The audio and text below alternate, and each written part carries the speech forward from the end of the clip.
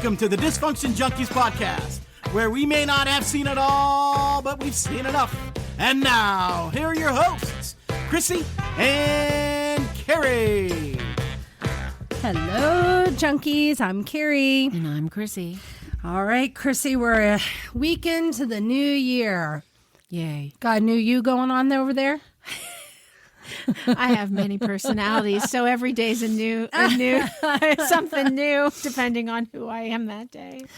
I understand that. I bet you do. You've known me long enough to know that you totally get it. I do. So, over the past year or so, when we've talked on different episodes, we've talked about, decluttering, the physical decluttering of our lives. Especially mine, yes. Well, because I've been a little bit late to the game on it. Yeah, but I've had my own share of clutter that I've been getting rid of as we're preparing for this move across country. So you're not the only one. I understand. But today, Chrissy found a really good topic, and we're going to be talking about getting rid of a different kind of clutter. Chrissy, go. Thank you.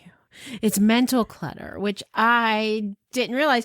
I had this idea of talking about something that I think comes with age, more self-understanding, realizing your limitations and what you're really meant to focus on in life. Mm-hmm. When you're younger, maybe not everybody, but I think a lot of us as we're younger, we really feel like we can and are supposed to control everything. Yeah. And unfortunately, I think it does most of us a lot of injustice. Yes. Because it basically distracts us from a lot of things that we should be staying focused on. And it sets us up to fail a lot of times. Yeah, because we can't control it all. No. And as soon as you come to the understanding of that, which generally comes later, at least I was speaking from myself, it took me 50 years, probably, to really come to peace with the idea that I am not going to control everything. And the other thing is, why would I want to?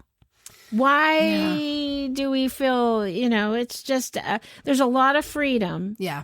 And understanding that that's just not what you're meant to do. This is very true. So I was thinking to myself, and I said, there's an art form to letting go. Yes. Now, here's where I try to do a little bit of research. Okay. Again, I if you haven't already figured it out, I can half-ass my way through a lot of stuff. But I'm trying to get better because you have to be careful because sometimes you wonder, did I come to that on my own or is it something I may have heard? Right. Or maybe it's just a coincidence that you did come to it on your own, but somebody else also did. Yes. So when I was looking up some of this, I realized that there is a self-help book out there with that exact title. Oh. The Art of Letting Go. Very good. And the book is by Nick Trenton. Okay. And it's from 2023. Oh, recent.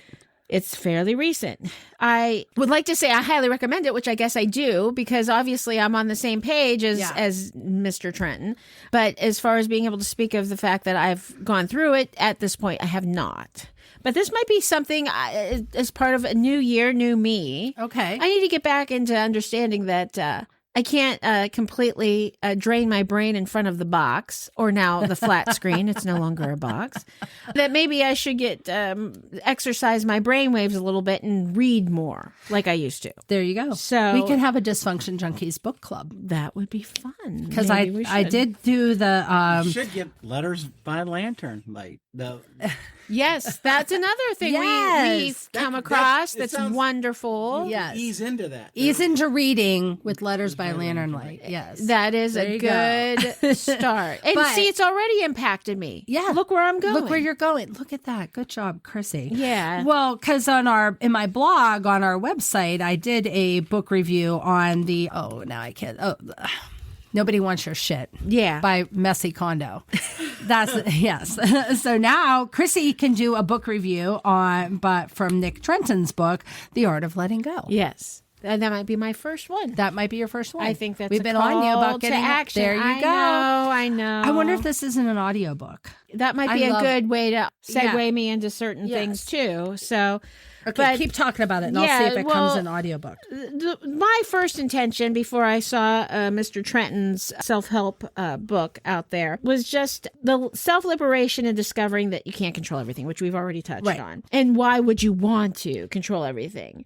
And there's a level of gratification and finally understanding that you're not going to control how people are, how they treat you, how you approach things. It's just, and it's not worth spending the time to think about yourself, your flaws, others, and their flaws. So that's sort of where I came to understand and feel good about myself. And I think for the new year, for a lot of us, I think this is valuable to sort of, I think it would help us get on track to have a very comfortable, relaxing, less filled anxiety year. Yes. And I think this is really good because, in which, by the way, it does come in an audiobook. Wonderful. And it's actually, because of our Amazon subscription, it's unlimited, so we don't have to pay if you want to listen. Oh, you can get it on Amazon Prime through Amazon your Music. Yep. Yes. Oh, okay. So if you have that, if you have Amazon Prime, But you're not reading; you're just listening. but that's okay. It still counts. it's still It's giving. you're getting literature in your brain. Yes. So. That's what we need to try and do. Literature and self-help and everything into my brain.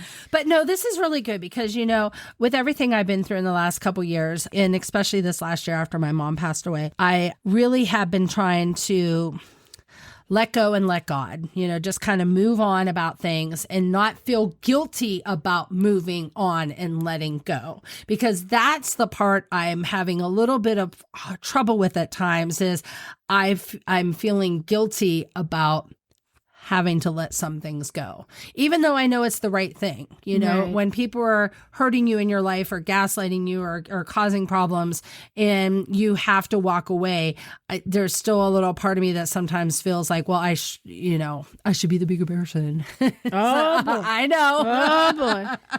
Be the better person. Right. But so this is really a good thing. And I had to laugh because how I love my memes. Yes. So kind of along this line was I found this one meme and it says, it was like one for New Year's Eve and stuff. And it was like, this year I'm making donations in honor of family members or friends, people's names to my therapist. I'm making a donation to my therapist in honor of that person's name. Lovely. So I can let go. I like that one. That's good. So whatever will work. And Yes. I think a lot of people would feel that. yes. But, and going along with Mr. Trenton's summary here, I did not mean for this to turn into basically a promotion of something, but I think... Yeah, but when you find something good... I think this is good. That, the mental clutter, your past regret, just things that you were just talking about. Yeah. Past regrets, Yes. negative thought patterns. I have that all the time. They should study my negative thought patterns like they do the weather. Weather patterns and Chrissy's negative thought patterns. Maybe we can... That could be a whole college course. It could be. Maybe they can tell what the weather will do by studying my negative thought patterns. There might be a connection.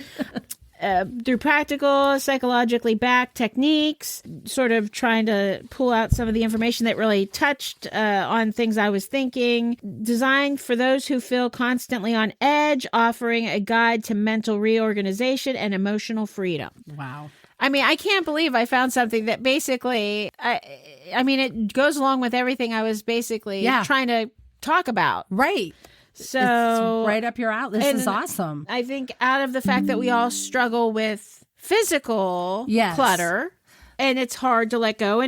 But what does the holding on to things do? I mean, I know everybody gets on me and says, you have to do this. And I would get mad for the longest time when people would say, you'll feel better if you just get rid of it. Right. And then they'd say, what joy is it bringing you?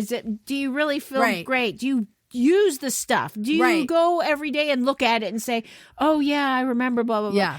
And the answers to all of these things is, no, it does not make me feel better. No, I do not go and look at this stuff. No, it does not make me remember good times. Yeah. So then why are you keeping it? Because it's mine. There's that sense of where you feel like you need to control. If I can hold on to all of my crap, I am in some way, in my mind, and probably a lot of people's minds who are struggling with this, controlling something. You're controlling your environment to some level. This is very true. You're not letting somebody else have what you have or had. This is true. I think one of the things that I was reading on here that really hit me was it's a way to make your mind a safe zone instead of a noisy place.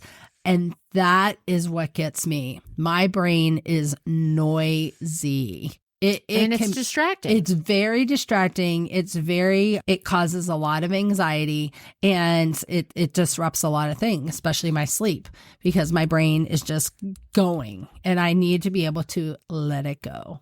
Let it go. Yeah. I need to practice something with this. I'm glad you brought that up where the sleep is disrupted. Yeah. I, unfortunately, because I am older, and I do have to get up in the middle of the night because I have to visit the powder room. And then I have to try and really work at going back to sleep. Yeah. I feel like there's like an expiration period where if I can get to use my restroom quickly and get back into bed within a certain amount of time, I can generally get myself back to sleep. Yeah. But if I get distracted, or then I feel like I need to check on the kids, Right. or I heard something and I need to see, then I start thinking, okay, wait, did I lock that? And then I feel like I have to go. So now I'm sort of made myself more up than I need to be. Yes. And then the whole thinking thing happens. Like you said, you have a lot of noise in your brain. Yeah. And you're thinking, and then I will sit there and I'll say, okay, now I'm talking again with multiple people I have going on here where I'm negotiating with myself. Okay. You're negotiating. I'm negotiating with myself. I am having an argument with myself in the middle of the night. He's sleeping over here. He's fine. Thank God. Good for him. And now I'm saying, okay, Chrissy, we're not going to go to the bad place. Oh, yes, we are. Yeah, we are. So I start thinking, I'm horrible. Death, mayhem, famine, war. Yeah. Everything. Yep.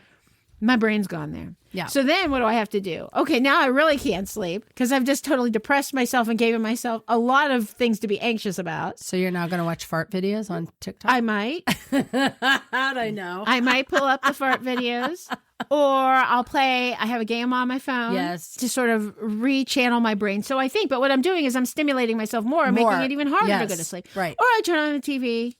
And I'm watching Rhett and Link. I'm sorry. There they go again. These guys, I swear. Or something on YouTube. Now, they do have on YouTube, I sometimes have put these on. And a lot of people I'm sure already know about them. But I came across them a few years ago, and they're wonderful. They have these things called ambiance. Things where you can turn on whatever you want. Christmas. Right. They had Fireplace, Halloween ones. right. Oh, Halloween. So they'll do holidays, they'll do scenery, they'll do stream, city stuff, things that like white noise. Yeah. Basically, that might help you relax and go to sleep. Yeah. And then usually there's pretty scenery along with it. Yeah. And I really like those videos. They're genius, in my opinion. And they're fun to sort of find these lovely places I wish I was, but I'm not. So that maybe helps get me back to sleep. But sometimes if I'm really just going down the bad place, I can easily be up. And 3:00 seems to be the witching hour. The witching hour. Yes, it is. Where I get up and it's almost like I'm trying physically to exhaust myself. Yes. With thinking, with playing maybe that game, maybe watching ridiculous fart videos. And I get so tired that I feel like, okay, now finally, without too much effort, I could probably fall back asleep. Yeah. But then within the hour, I have to be up again. Right. To get kids ready for school and do all this other stuff. So I am sleep deprived. But I'm not the only one. Yeah. And as much as I feel like he is probably sleeping soundly next to me, I'm sure my activity or fart videos to some level have bled over onto his side of the bed. And so his sleep has probably been disrupted to some extent, although I hear snoring, so I don't think it is, but I'm not a sleep expert. We used to have a TV in the bedroom, and when we moved from Nevada to Ohio, I had said no TV in the bedroom because Jim will sit up and he'll watch TV, in bed, but it gives me a headache if I'm trying to sleep and I hear it on. Now, I like having ambient noise, like a fan in the room, or if I had like soft music or ocean waves, playing that kind, like I can handle that. But hearing people having conversation on the TV and the up and down, all that, no, it gives me a headache. Like even if I'm sleeping, I will wake up with a headache from that. So we made the decision. Well, I made the decision, no TV. So when we're moving back out west, there's been this conversation about, and I really don't want a TV in the bedroom because I'm bad enough of being on my phone, but I couldn't imagine like, oh, if I start watching TV, forget it. And then if it's available for Jim to watch, he's watching it. So So yeah, but I will get on my phone and I'll play games, and it's the same thing. It's a mind numbing game that just is trying to keep my brain from getting noisy. Mm-hmm. And there's a lot of times, even at night while we're watching TV or hanging out, I'll be on my phone playing these games because, again, I'm trying to keep my brain from getting noisy, and I don't know how else to control that. Right. Yeah. So we're fighting for this discipline to be able to do this. Yes. So I'm actually looking forward to reading this book. Yeah, I think it was a good find. I think you brought up not having TV in the bedroom, and you know me, so this is not going to come as any surprise. I have literally, if something has happened, where like all of a sudden we were offline and the TV went out, or if I've actually worn out televisions where they just stop working. Nick's looking at me like, are you surprised? And I will get, should I use the word hysterical or downright unruly if we don't have some way for me to be able to have a television in the room. We had to buy a new TV because our other one went kaputski, and I had to like snag one of my kids' iPads. Oh. Which is not supposed to be. We don't let them. Yeah. And sometimes they wake up. I was just going to ask you, do they have TVs in their room? No. Okay. No. None of them? No. Not even the older? My oldest had one in there, but it wasn't to watch anything. It was for video. Oh, okay. Games. Yeah. But she actually doesn't use it like we do. No, I need to be watching something. But yeah, so we I buy a backup TV to rotate in the event of a shutdown. Oh my God. It's bad. I am at a bad place, everyone. But I'm working on it. Yeah, she needs the art of letting go of having a TV in our bedroom is what she needs to let go of. Wow. I have just, you go back probably from the start of this. I mean, I've heard of people having backup generators or backup food That's supplies. we probably a generator is necessary. What backup. if the whole thing goes down? We got a spa instead of a generator. That was our choices. I got a spa. Yeah, we tried to, early on, we talked about so many great topics, and we talked about how, as everybody feels, things that maybe our parents exposed us to, our families, that have had a lasting impact on our lives, for better or worse. Yeah. And a lot of worse.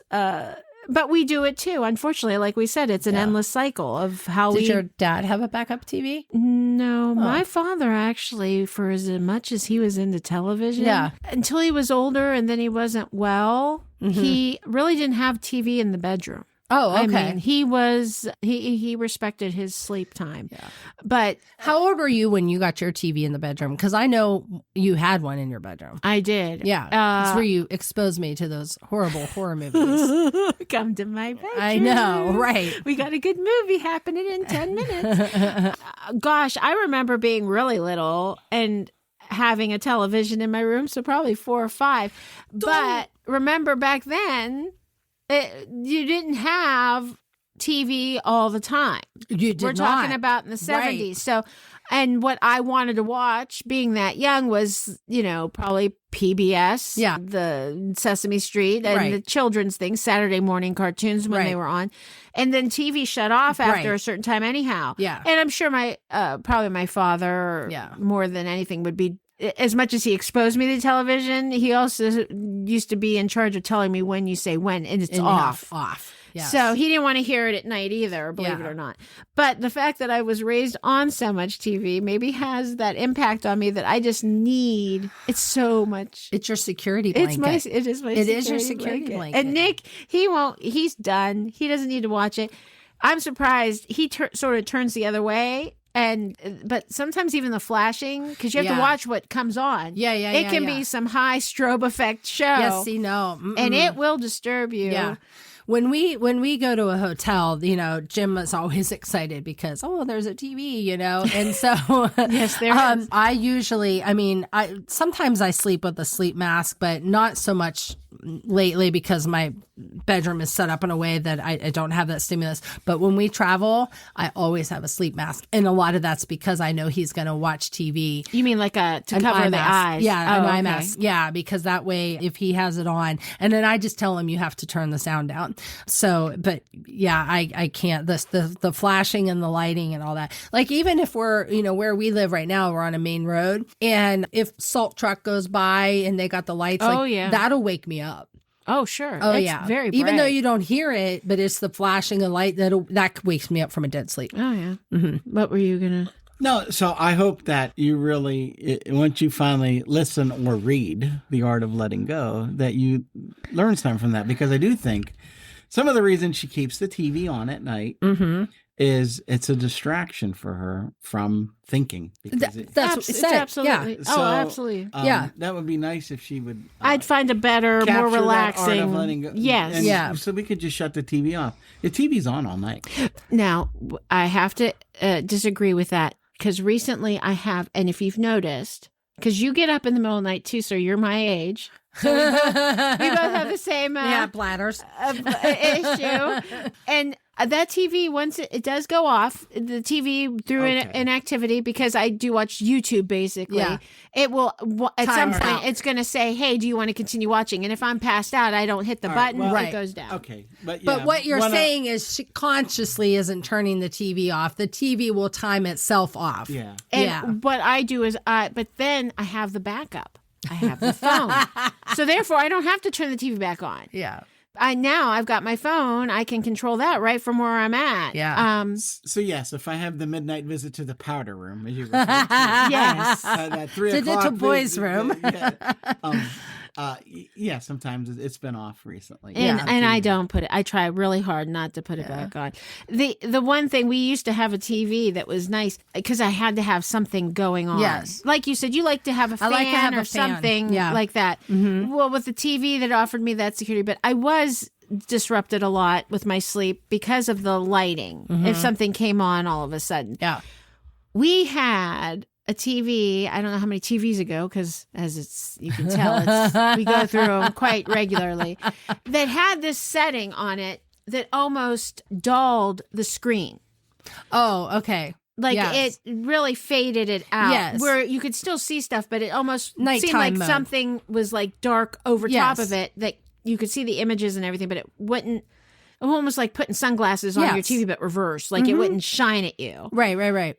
Which was actually probably a good idea. But I guess most people would be like, I'm not looking for a TV to see if it has this option because I just really don't want, because people are disciplined more than me. They're just not going to watch it. But yeah. Interesting. The TV is like a total. And, I will say that this time of year, whenever, most of the time when the fan's on, it's also just to have that air movement. But this time of year when it's so cold out and, so I don't have the fan on, I will say that sometimes it is harder for me to sleep because I don't have that ambient noise going on. It is an extra little battle I then fight because I don't have the fan on, and I don't want to put the fan on because then it's too cold, but I need the fan because I'm fighting with my brain. So I'm sure with the apps that we have, you probably could find a sound effect that is fan without it there being a fan. Or I probably could just turn the fan the other way, but I don't know. I can't.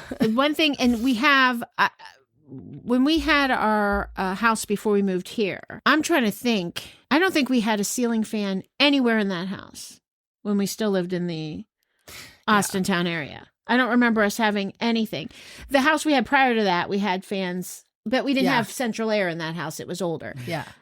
In this house, there is a ceiling fan in our living room area, and then there's one in our bedroom. Do you turn it on? Never turn on. Really? Never. I do not want air blowing at me. And I know they say you can reverse the blades, but I can still feel it like going Yeah. down the sides of the walls. I do air on me. I feel like my ears are getting plugged and I'm getting like a sinus issue. I don't want any air blowing at me. See, the house we're in now, because it's a 1900s farmhouse and the ceilings are low, there's not a lot of ceiling fans. So the kitchen and the dining room are the only two places that have a ceiling fan, but the bedroom, there's no room. But the house we're moving to in Utah has ceiling fans. And that was one of the things I'm looking forward to. I'm like, oh, I'll have a ceiling fan in the bedroom, so I will have a fan. Right. But they're pretty quiet and you're looking for the sound. I know, but it also will be that air movement. Can you buy those things we used to stick on our wheels? The tires? Yeah. And then make But it can sound like the Wheel of Fortune wheel. Yeah. She needs a sound. We used to use like a deck of cards. That's Put a card in your thing. I never did But that. to the point of when we go on vacation, that's one of my butler preferences is I will have them put a fan in our room. And even if I don't want the fan on me, I want the noise. So You've definitely done your traveling right. What is this butler preference? Is that a box you check on the flippin' applicate or whatever you're doing, your reservation it's the box? room type that we pick. We always pick a butler. You know how to room. do it, girl. I do. I know. You know how to do it. And I'm not gonna feel sorry for it. And if people say I'm pretentious or whatever, I don't care. Hey, That's how I'm traveling. that's how you're traveling. And I'm enjoying it every minute. And I tip those butlers well because I appreciate everything they do for me. Well, that's great. And I think that's another part of this the act of, what did I say? Letting go. Letting Art go. of letting go. The art of letting go, and also the art of the fact that you accept that you're not going to negotiate what you want and like. And you're not going to feel bad about it. I'm not going to feel bad about it. Because I feel bad about enough other things that I shouldn't feel bad about, but I'm not feeling bad about that. No, you shouldn't. And as from what I can tell with Mr. Trenton's book and how I was thinking, my thought is that you shouldn't feel bad about anything. No. Which generally You don't. That's probably one area. So I'm going to segue before we leave a little something that we talked about on one of our episodes when we were talking about letting things go physically. We talked about things that we had a hard time getting rid of. And one of them was the death book. Oh my God, no. What do you have? And Carrie? I said that I was going to I said one of the things you could do to get rid of the death book was that you can scan it online. So you have a digital version. And we talked about the QR codes for the graves, for the tombstones. I got my QR codes. Chrissy's look on her face. I right can't. now. I can't. Look on her This face is right now. what? Wait a minute. Are you doing some sort of pre-planning thing? No, this is going to be for my mom. Oh, okay. So this. I thought this was for you. I'm like, Jesus God. No. Now everything we talked Oh my about, the God, art that's of letting a good go. idea. I could. Now you've totally ruined this. I can't let go of anything. Now you're talking about planning for your own funeral. Oh No, my God. I but- get up in the morning to go pee, but I Chrissy- don't feel like I'm dead yet. This. That's a good idea. I could start one No. of this and all my shit that I could put on there so that way I can throw it out and I have it saved. But anyways, I went and bought the QR code, and this particular company, not a sponsor, is called Turning Hearts. And you purchase the little metal QR code and you create. She's holding something and she's snapping it with her fingers. It has a heart on it. It looks very pretty, like almost like it's a piece of jewelry, except it's on a box. And it has a QR code on it. That And- looks like flowers. Well, It's disguised because there's a heart around it. it's a QR code. So I guess from far away, it does look like little flowers, the pixels. But I'm practically so anyways, you put this on the headstone or whatever. How is that going to seal on the headstone? There's another little thing in here that it adheses to. See this? The Made adhesive? specifically Made specifically for It's stone. 3M. So there you go. It's like it's an adhesive. it's an adhesive. And it can handle all weather Yes. types and stay on the stone. Yes. And this doesn't end up on somebody else's stone by accident because it blows over there. And you're like, wait a minute, I'm completely No. confused. What happened here? So you create your little account and you can add in all your memories of your loved one and pictures or videos or obituaries, whatever you want to add. So that way when someone goes to visit the grave of that person, they can scan that and they can learn more about them or see, reminisce or whatever. So that way you can get rid of a lot of things because you've digitized it. You've let go of the physical, but you've kept it digitally. We talked about that one of our episodes and it came in the mail. So I was so excited to bring it for you so you can see. Somebody's trying to say something with their QR code. I am fascinated. No, I'm not fascinated. I guess I feel good that you brought this up for people because I understand that this is where we are now with our technology and our world, QR code. But yet anything that deals with, like, I get startled. Like gravestone, coffin, casket, flowers in a shitty vase. This kind of stuff just all freaks me out, takes me to a really... Doesn't it make you want to go through a cemetery and see if there's, look for cure? It's like, what is that called whenever the people, they hide the... Geocaching. It's like you're looking at me strange. I've never heard. I'm afraid what this means. Geocaching is kind of like a modern day scavenger hunt, and you are looking through for things they're all over. In a cemetery? No, they're anywhere. They're everywhere. They're everywhere. You mean these are electronic, like the Pokemon thing? Where there's like one sitting on your shoulder and I have to catch it? No. These are real physical things. Oh. Anyways, but yeah, you could go through this different cemeteries now looking to see. This is bringing up something, I'm guessing, for a future episode. And as everybody knows who's listened long enough knows that I will go to very dark places, especially when it's in regards to death. This is something that some families do, and by today's standards generally is considered taboo. Mm-hmm. At some period of time, such as the Victorian period, when we were early in our photography exploration, that they did a lot, is the photo ops at funerals. Mm-hmm. And there are some families who do this. Yeah. It's part of their belief system. Now, would you include that on the QR code so if somebody maybe missed out on the funeral calling hours? Well, this is bad. This is bad, right? I always have to ask for this funeral stuff and dead people stuff. Okay, but a lot of people live stream funerals now. So if somebody missed a funeral, you could potentially put the link of the live stream to it so they could, I missed so-and-so's funeral, but here I can watch it live stream on YouTube. So if somebody says to me, because the old time thinking, you have to show up, you're supposed to do this, it's part of what we do. You can just say, no, I live streamed it. I live streamed it, yep. Mm-hmm. I was there. You were there. You were virtually there. Yeah, right. Anyways, I know that was a bit of a segue, but I wanted to talk about that because we had brought it up and I thought, hey, the art of letting go. Well, you're bringing awareness to this, and I'm sure there's a lot of people who maybe are interested in this. I'm glad you brought it up. There's many different companies out there. This is just the one in particular I felt best fit my needs to do. So, yeah. Okay. All righty. Good to know. Well, that was an interesting topic. Good job, Chrissy. That was a Chrissy find for us for today's Dysfunction in the new year. But hey, be sure to check out our website, dysfunctionjunkiespodcast.com. You can learn all about us. You can see our reach map and see all the different cities and countries and states that we are in. Make sure that yours is on the list. You can also learn about our Junkies Care Initiative. This month, we are featuring an international organization called Samaritan's Purse that does a lot of different initiatives to help people in need worldwide. So definitely check that all out, and then we'll be at you next week. Bye, everybody. Bye-bye.